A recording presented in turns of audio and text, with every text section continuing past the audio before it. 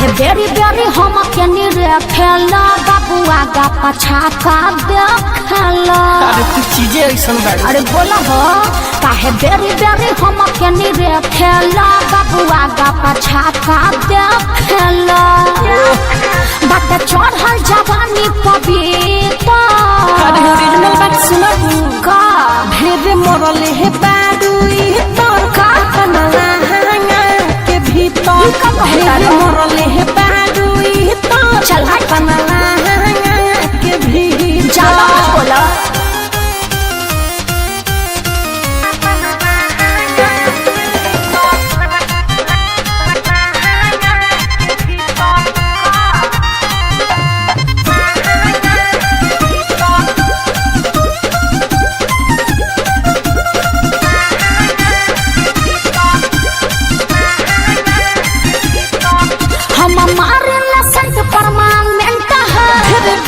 जवानी में बेहता हो ज्यादा बढ़ चढ़ के मत बोला।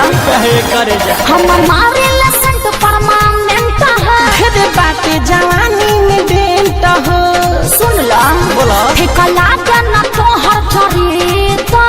सुन रे ढेरे मरले है बाडुई तोर का कनला के भीतर ढेरे मरले है बाडुई तोर ना मनवा के भीतर। ज्यादा मत बोला।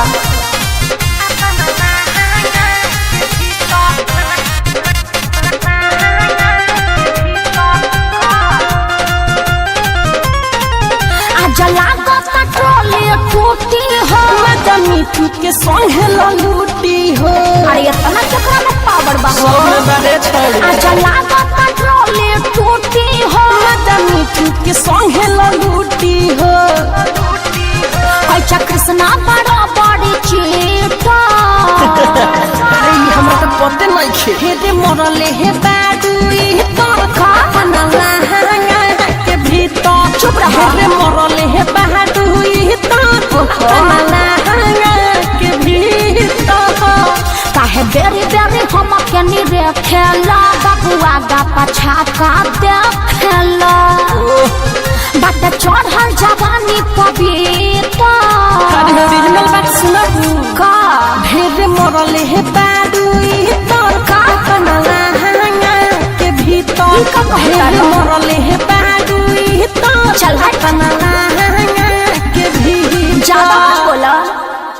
RCM म्यूजिक न्यू ऐप अभी डाउनलोड कीजिए हमारे गूगल प्ले स्टोर से और पाए भोजपुरी लोकगीतों का एक से बढ़कर एक ऑडियो वीडियो सॉन्ग बिल्कुल मुफ्त।